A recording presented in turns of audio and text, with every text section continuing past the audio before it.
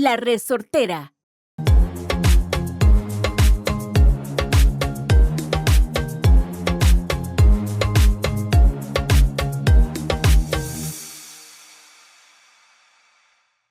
All right, here we are for another week of Pura Vida Perspectives podcast. I have Jairo here.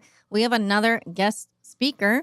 So you guys have never probably seen, maybe some of you have actually seen his face before on my YouTube channel. So I've interviewed Brett Steelsmith before.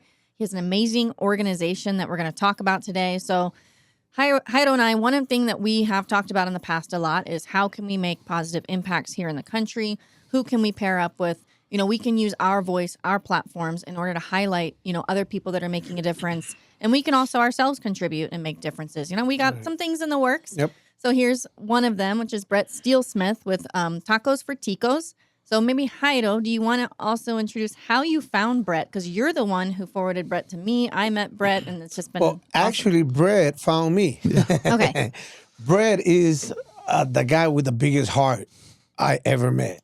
This guy is one of a kind, I could say. Brett contacted me because he wanted to rent a car. Well, first of all, he rented a car. He never told me what for. I never asked my customers why they want their cars for. Mm-hmm. And after a few trips, he was like, "Hi, can I talk to you on the side?" And I was like, "Yeah." And he was like, "Well, I have this foundation called Tacos for Ticos. And we do this tournament every year in Jaco. And we would love to get the cars from you. Your service is good, blah, blah, blah, blah, blah." And I was like, "Hey, man, how can I help? You have such a good thing going on that I want Car Rentals Costa Rica and USA to be part of it." And last year was our first year getting involved with it and helping out with them. And like I said, Brett has the biggest heart that I seen in a person. And what he does is just amazing for kids in Costa Rica. I actually went out with them last year to give out the gear to some of these kids. Mm-hmm. Like my hat that's a Car Rental Costa Rica USA was left on the scene in one of the kids' heads. It's just so amazing, but I don't want to spoil it all up. I want you, Brett, to let us know how it all started and how Tacos for Ticos began. Well, believe it or not, it started basically in 2007. My mother had passed away, long battle of cancer, 17 years, and finally got her. And my friend Elizabeth Bigger said, she goes, "You're a mess. You need to come to Costa Rica, play in this soccer tournament we play in." It was an airline tournament at the time. And she goes, "You'll kick somebody down, you'll feel better." You know, it's the footballer in us. And so I came, and while her team was playing Costa Rican team, girls team in 2007, Costa Rica's women had not been playing all that long. So they were not the same level as the U.S. team they were playing, which were all college graduates, played at college and stuff like that. They were a good team. But their goalkeeper was unbelievable. The Tico goalkeeper, Marjorie Porras, she made 48 saves out of 50 shots and lost 2-0. They lost 2-0, and it was the only 2 goals that, I mean, she made first stops and rebounds got knocked in. So I went to shake her hand after the game because she was brilliant. And her goalkeeper gloves had nothing left on them. It was just the netting that holds the padding and the tackiness. And so I asked, I said, "Did that happen today?" She goes, No, they've been like that for months. And well, this is silly. So I grabbed a pair of mine, which my hands were fairly close to her size. And I go, "Here." And she said, No. And I said, "No, take it." Gave her a goalkeeper jersey and some shin guards and, a soccer ball, everything I had that I wasn't, it's like, "I'm not using this, here, take it." And she kept saying, No. And I told my friend Marco, because she didn't speak any English and I spoke zero Spanish at that point. And he says, he tells her, "Take it." He gets it for free. It's no big deal. So finally, gracias. She took it and didn't think anything of it. And the next day she came to the field with her family, took pictures with me, and had brought me lunch. And I'm like, "What's going on? Marco, what's going on? Why is she, he goes, "Because, Brett, that would have cost her 2 months of her salary to get that. The gloves were $170. The boots I gave her were, $160, and the jersey was another 80, and just a bunch of stuff like that. And it's expensive to play soccer, especially here, when the wages are not like they are in the US and Canada and Europe. So I was like, is this a problem? So I asked Marco, is this a problem for the kids? And so he asked, is this a problem for the news? I said, see. And I said, well, what do they need most? And she goes, tacos. And being the gringo that I was at that point in time, I had no idea that we were talking about cleats. And I said, Marco, tell her we're not talking about food. And he goes, no, fool, we're talking about cleats. And I'm like, oh, okay. So I looked at Elizabeth and Marissa, two of my friends that were on that team, said, we can do something about that, can't we? And they're like, absolutely. And so that's how we started. It was just a grassroots effort. So the next year, we all collected stuff during the year and we took it over. We had a couple extra, duffel bags of stuff we brought over, and we just found kids to give it to that fit, and got them playing, and that's how we started. And then as we got a little older and that tournament died off that we were playing in, we came to the, that, moment at God moment where we went, do we stop or do we make this official? And we decided, let's do this. And so we formulated a nonprofit 501c3 over in the U.S. and started the process, which took forever because COVID was going on and all that stuff. So it took us. They had our number for 2 years and didn't tell us. Typical IRS. So, but we got it handled and then did the same process here so that we can transfer charity to charity and not have to worry about money laundering issues, stuff like that. So now what we do is like the tournament we hold, everything goes directly to the Costa Rican Tacos for Ticos, which is run by my good friend Johan Miranda Rojas. And he is truly the motor of this operation. He goes out, he finds the teams, he gets emails that come in, he'll go out wherever the team is, he'll drive out there to see that, that there's an actual team because, every once in a while you get somebody that's trying to make a buck, So we have to make sure that we verify that these kids do need them. And once we verify that, they go to the kids, not the coaches, not the federation. Directly. It goes directly to the kids, and they cannot be taken away from the kids. Nice. So that's kind of what we've honed it into this point at this point. And last year was the first year you were the original sponsor of the Costa Rica International Cup, is what it's called. And every cent that's made at that goes to Costa Rica's Tacos for Ticos, and is spent on the kids. Nobody in the foundation gets a salary. Everyone's doing this on their own dime. So this. Yeah, and there's just so many people that they don't know how to help, but once they find out that they can, they jump right in. They're like, oh well, I can do this. I can talk to my kids' team and collect cleats, and so they'll collect it for us, and we get it to Seattle. If it's from out around the state or outside the state, we've had people where, hey, we're going to Costa Rica, can we take some bags? And they'll bring bags down, and we go through customs. Fortunately, they know us well now, so we don't have any real issues with that. And then we also work with the police. With the police here run the foster care system, and what they do is they bring the children in, and in a year they get extra counseling, extra schooling, and because usually they've fallen behind school and usually some pretty horrific things have happened. And then the third is they get extra sports and activities programs to keep them active and busy and not focusing on the bad things in life. And that's where we support. We've brought clothes, because most of these kids come out of the house with what they're wearing on their back. So we bring clothes, we bring, we haven't turned, the only thing we don't bring here is cold weather gear. That we send, there's an African contingent in Seattle that we give that to, because people do still, they still donate, fur-lined jackets. And I'm like, okay, that's interesting. Yeah. I mean, it can get a little chilly here, but not that chilly. Not that chilly. No. And now you don't know chili. Now that I'm thinking, yeah, right. Now that I'm thinking about it, you always have people coming in. I always have people coming in. Yeah. It's like we could now start to Bring mention you bags. have always, Yeah. hey, maybe they could, when they pick up the car from Alamo, they can drop off the bag. You talk to Alamo, and then his guy comes to pick it up. I can start talking to all my people coming on trips. Hey, this is optional. If you can bring these items, maybe you can give us a list of items. Absolutely. Those who are listening, if you guys want to bring things down or if you want to help, Contact us on Instagram. or there's going to be stuff down in the description too if you're watching this on YouTube. So this will be good. So if you want to get involved and you're coming down, you want to bring things.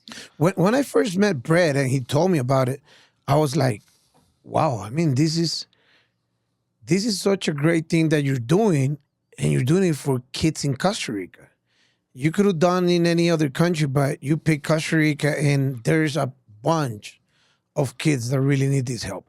You have a partner in Colombia that they do the same, right? Yeah, Greg from his is called South Fork United, and What's it called? South Fork United, and he runs a all girls program in Manizales, Colombia, and he so far has, I believe, 2 girls that are in their national youth program now, and he basically everything that he raises goes to them, and the kids get to play for free there. They don't pay a cent, and their uniforms, their travel, everything is taken care of. Okay. That's amazing. And we would like to get to that point, but we're not. We're definitely not as far advanced as he is. Tell us a little bit about the tournament.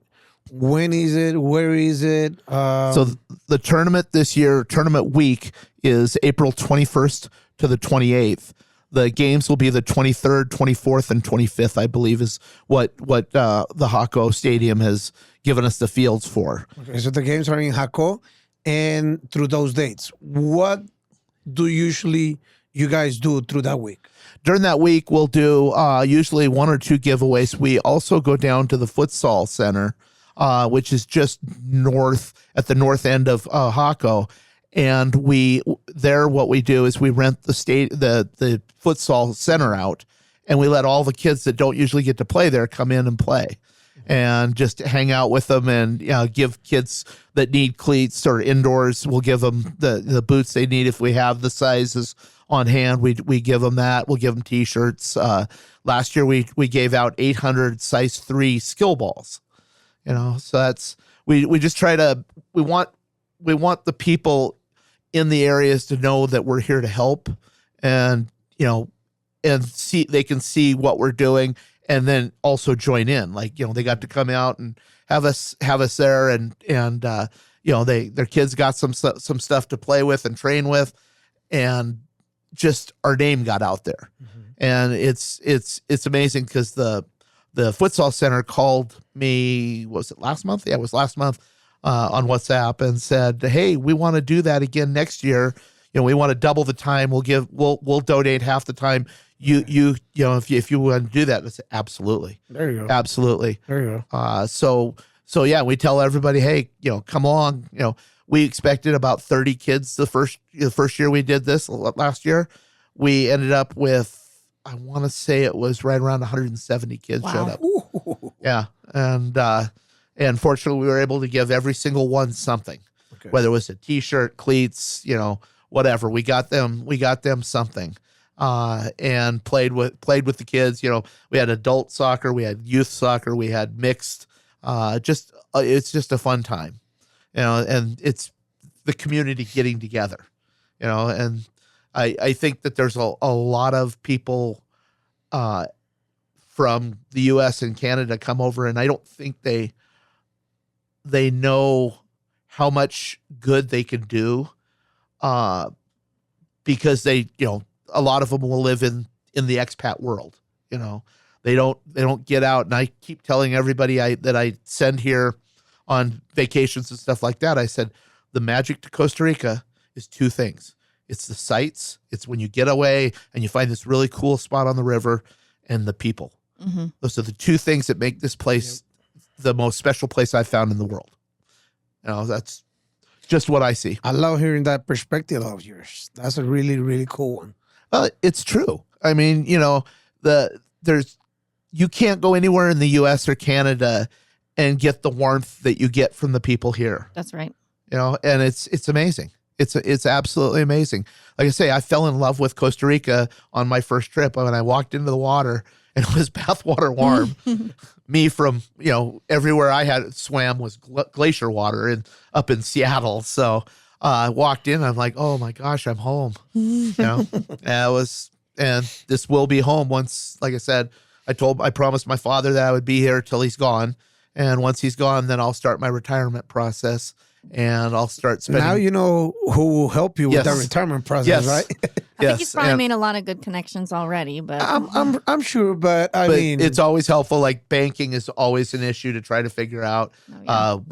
With our Costa Rica side, we've had issues getting our bank account because it's always, oh no, you forgot to do this piece of paper, and then and of course Johan, my partner here, in the Costa Rica Tacos for Ticos, he gets so upset. It's like they didn't tell me this the first time. They tell me the second time. It's like that just happens. We've talked about that a lot on the show, and we've talked about that a lot. So that's I'm hoping that'll be all finished here. It's supposed to be next week that we'll have it because we've actually got 2 checks from last year from the tournament that are waiting to be deposited in there. So yeah.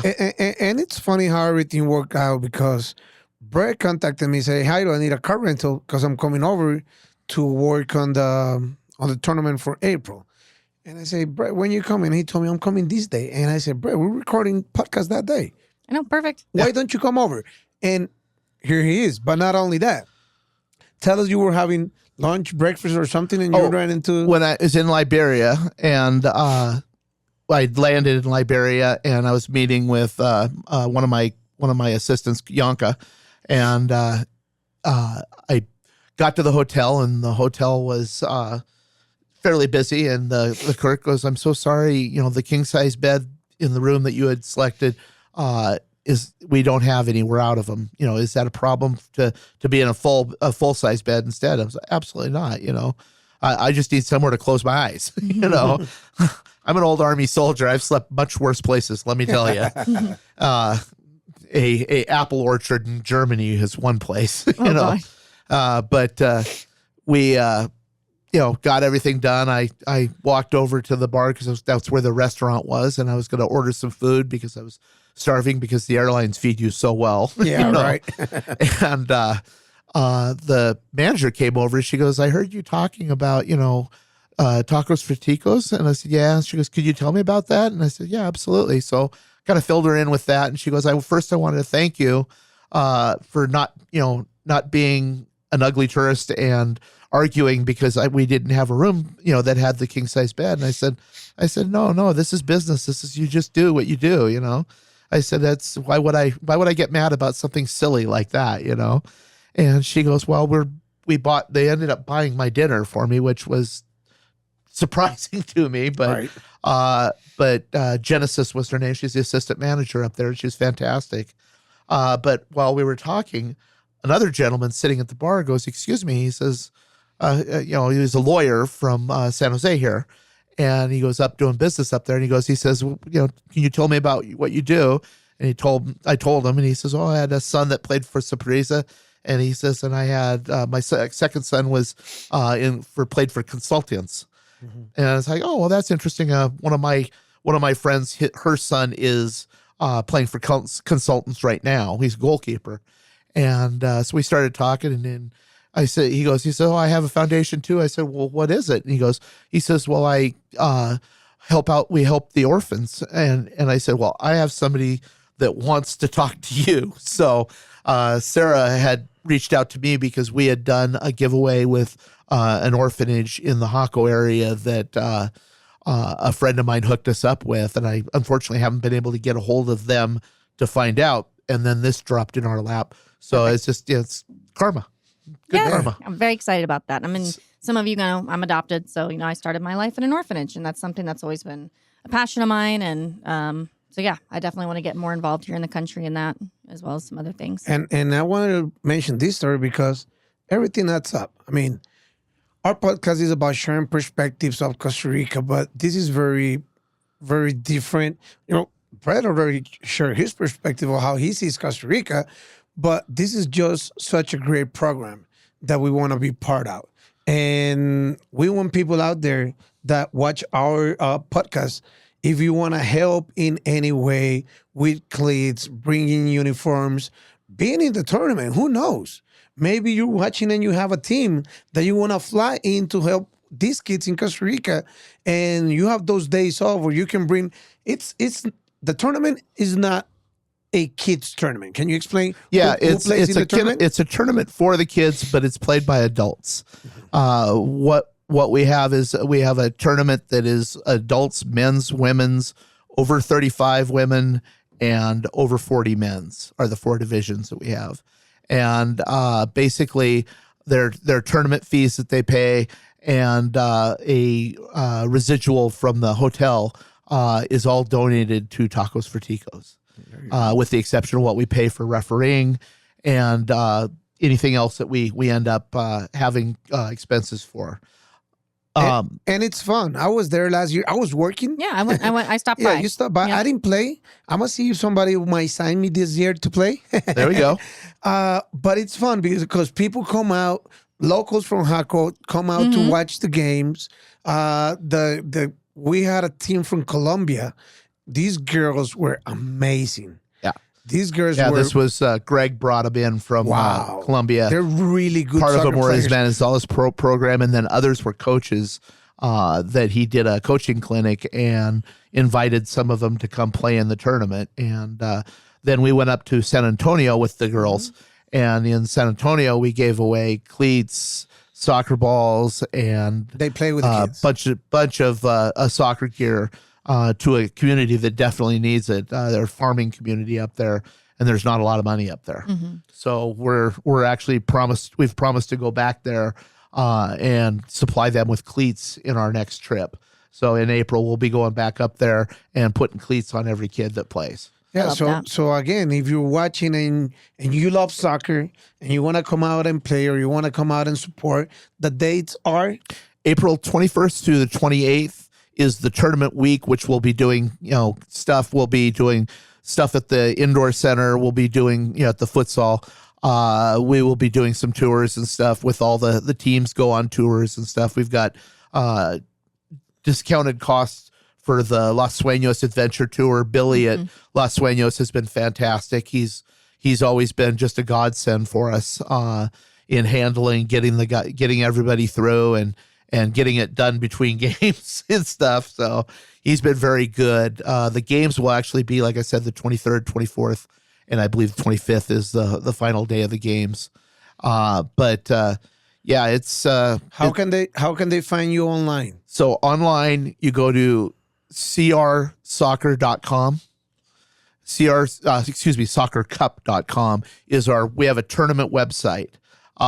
Because of the whole money system that has to go through, we have the tournament separate from the Tacos for Ticos USA, so that the money can go directly to there without paperwork. It goes directly in. It's donated here to them. Okay. So So then for those that are listening that would want to get involved, we can sit here and say, oh, you should do this or that. From you, being a leader of this organization, what do you guys most need? For, let's say, if someone's listening and they want to somehow contribute, what are the ways that they actually can? Like, what do you guys most need as an organization from people? As an organization, basically we need supplies, the cleats. Like I said, that's the big one. The second one, it comes down to needing a little bit of capital, because sometimes the airlines don't waive the baggage fee like they say they're going to. And we had, you remember Itzel, one of our girls from Wenatchee, she brought over 4 bags and it cost her $540 because Avianca wasn't having any of it. It's like, we gave you the letter, like you said. We just every once in a while you get that the lead at the baggage claims, like, nope. And that just happens. So we try to make sure that nobody gets caught paying a ton of money for it. Usually we try to do now is stay down to 2 bags. That way everyone knows if they have to pay for 2 bags, they have to pay for 2 bags. but rarely do we have that problem. Alaska's been the very best. Delta's been not so good. So I don't think it's the people at Delta. I think it's the corporate is the issue we're having with them, because they'll put us on hold for 3 hours and then, no, we got it listed. You're good. We get there. There's nothing on the, Gotcha. So I don't blame the baggage handlers or the desk clerks, because they're doing what they got to do.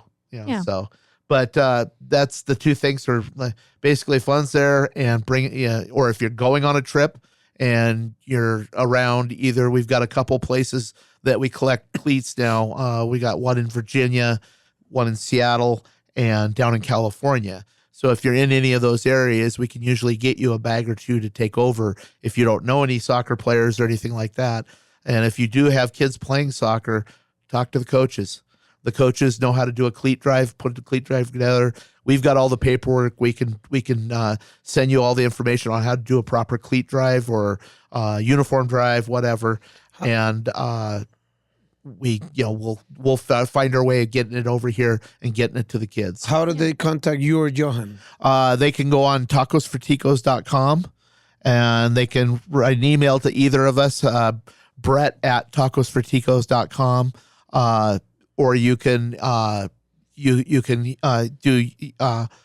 I'm not sure if I'll have to check on Johan's email if he has the Tacos for Ticos email. You We'll were put it in there the so they description. can. We'll put everything in the description below. That way we don't have to have Yeah. no someone's scrambling. Yeah, to write Scrambling something to down. write, yes. Also, I mean, I think we could work out between us too as well. If I have someone who's coming down, if you want to get in touch with me, you can drop off a bag with me. You can Also drop with off me. perhaps something with Heido directly or with Alamo. Other They can rent a get it to car. Heido. We'll figure it out. So that's maybe another avenue that people could just buy cleats, buy different types of materials and bring them down. And I do want to make a point of contention on when Hydra was talking about the first time I rented a car from him. The first time I rented a car, I had rented it from somebody else before. And 2 days before I was leaving, they said, "Oh, we don't have it anymore." And so I found him online, saw all the good things spoken about him, and I haven't left since. Good. His service is first class. His prices are competitive. I won't go anywhere else. Thank you. Appreciate it, man. No, it's true. And this next year is going to be our second year supporting Tacos for Ticos. We're definitely going to be out there the entire week. Not only like working, supporting Tacos for Ticos, but bringing out stuff for the kids too. Yeah. And going out to the communities. I can't even explain you. Hopefully you get to go with us. Yeah, I would I'll love come. for you to I'll come. save the do dates. it. Yeah. So just going out there and watching all these kids play around. They went to this community. I was not able to go that day, but the driver I put on, he was crying as he saw the Colombian girls playing with the kids. And the Colombian girls were crying. He was crying because of the joy that these people bring to kids in Costa Rica. So, I can give you guys some photos if you want to put those online of that trip. Please do. It was touching. We've talked about, in our Linktree, even our Instagram was put like the websites. Yeah. We can have, we've talked about even making a different areas on our websites as well, that I've always thought's important. Because I've been working a little bit with the church in Jaco Herradura. I'll talk about that when I'm ready. Yep. But, it's another thing that's helping kids, feeding kids in these neighborhoods. I think that they have a baseball program, don't they? No, not this particular one. Not that one? Okay. I know that there's a young man that reached out to us, and so I take the rugby type cleats that you can use for baseball. I'll bring those down to him and get those to him. I just try to get everything to where it's going to get used. You know? Absolutely. what a great episode. I mean, when Sarah and I sat together to do this podcast, we talk about doing something good, to talk about topics that will help people out, not only in Costa Rica, but maybe in life too. These Tacos for Ticos and what you, Brett, do, again, I haven't met anybody with a heart as big as yours. And I want to personally thank you. I thank you every time I see you, but I want to thank you here for what you do for these kids in Costa Rica. I really, as a Tico, I really, really appreciate what you do. And I pray to God that more people, will have a heart as big as yours and will come and join this such a good nonprofit foundation. Yeah. Well, I appreciate that. Like I said, I think I get just as much out of it as the kids. It's amazing to watch a 7 or 8 year old put on a first pair of boots and all of a sudden they're Cristiano Ronaldo or they're Lionel Messi or they're Neymar, And or when they're we talk Keylor Navas. When we talk about kids, we're not talking only about, we're talking about boys and girls, and most of the time are girls. Yeah, about 60, like I said, about 60% of our stuff goes to girls because we've found that the federation sometimes leaves them out. We've paid for league fees to play because their money got pulled for boys to go to a tournament or something. So unfortunately, it's getting better. It's getting much better. Nice. They're paying more attention to the girls. There's a gentleman in Jaco that's running the soccer program there named Lyle. And Lyle has done a great job of building the program up from, I think it was like 23 girls, and now he's up to over 200. Wow. Yeah. Amazing. And so we work with him quite a bit. He's been absolutely fantastic. And like I say, we're here just to help, Tacos for Tacos for Ticos. Ticos, yep. And like I said, if you do want to make a monetary donation, you can go on tacosforticos.com. We have PayPal on there that you can make a donation and we'll send you out a receipt. It is tax deductible. We are a 501c3 foundation, so it is tax deductible. You know perfect. what would be funny? What?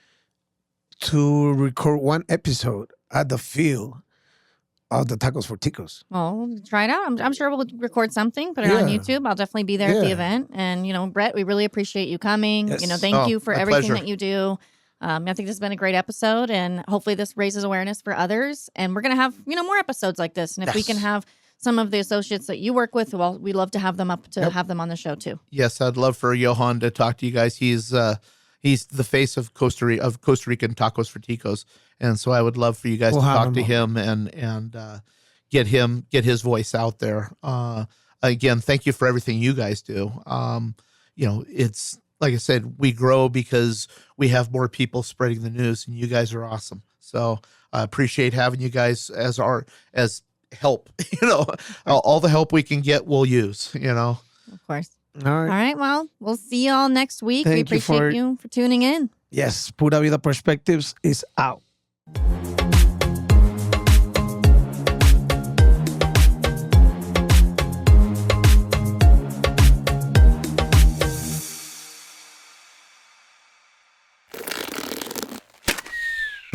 Esto fue una producción de La Resortera.